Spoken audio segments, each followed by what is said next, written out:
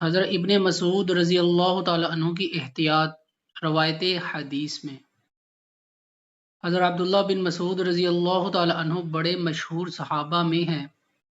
اور ان صحابہ میں شمار ہیں جو فتوے کے مالک تھے۔ ابتدائے اسلام ہی میں مسلمان ہو گئے تھے اور حبشہ کی ہجرت بھی کی تھی۔ تمام غزوات میں حضور صلی اللہ علیہ وسلم کے ساتھ شریک رہے اور مخصوص خادم ہونے کی وجہ سے صاحب النعل، صاحب الوسادہ، صاحب المظہرہ، جوتے والے، تکیہ والے، وضو کے پانی والے القاب بھی ان کے لیے ہیں۔ اس لیے حضور اقدس صلی اللہ علیہ وسلم کی یہ خدمتیں اکثر ان کے سپرد رہتی تھیں۔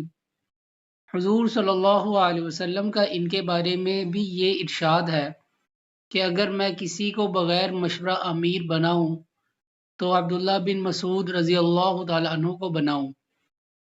حضور صلی اللہ علیہ وسلم کو یہ بھی ارشاد ہے کہ تمہیں ہر وقت حاضری کی اجازت ہے۔ حضور صلی اللہ علیہ وسلم کا یہ بھی ارشاد ہے کہ جس شخص کا قرآن شریف بالکل ایسی طرح پڑھنا ہو جس طریقہ سے اترا ہے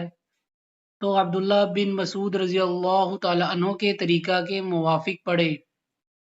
حضور صلی اللہ علیہ وسلم کا یہ بھی ارشاد ہے کہ ابن مسعود جو حدیث تم سے بیان کریں اس کو سچ سمجھو۔ ابو موسیٰ اشعری رضی اللہ تعالیٰ عنہ کہتے ہیں کہ ہم لوگ جب یمن سے آئے تو ایک زمانہ تک ابن مسعود رضی اللہ تعالیٰ عنہ کو اہل بیت میں سمجھتے رہے، اس لیے کہ اتنی کثرت سے ان کی اور ان کی والدہ کی آمد و رفت حضور صلی اللہ علیہ وسلم کے گھر میں تھی جیسی گھر کے آدمیوں کی ہوتی ہے۔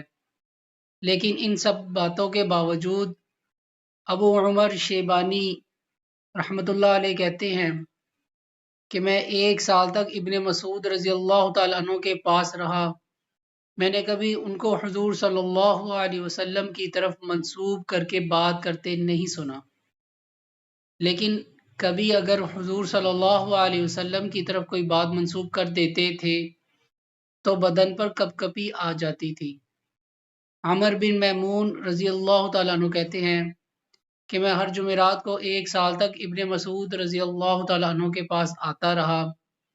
میں نے کبھی حضور صلی اللہ علیہ وسلم کی طرف نسبت کر کے بات کرتے نہیں سنا۔ ایک مرتبہ حدیث بیان فرماتے ہوئے زبان پر یہ جاری ہو گیا کہ حضور صلی اللہ علیہ وسلم نے یہ ارشاد فرمایا تو بدن کانپ گیا، آنکھوں میں آنسو بھر آئے، پیشانی پر پسینہ آ گیا، رگیں پھول گئیں اور فرمایا انشاءاللہ یہی فرمایا تھا یا اس کے قریب قریب تھا یا اس سے کچھ زیادہ یا اس سے کچھ کم۔ اللہ پاک ہمیں حضرات صحابہ رضی اللہ تعالی عنہ اجمعین کے نقش قدم پر چلنے کی توفیق عطا فرمائے اور روایات اور احادیث بیان کرنے میں احتیاط کرنے کی توفیق عطا فرمائے، آمین۔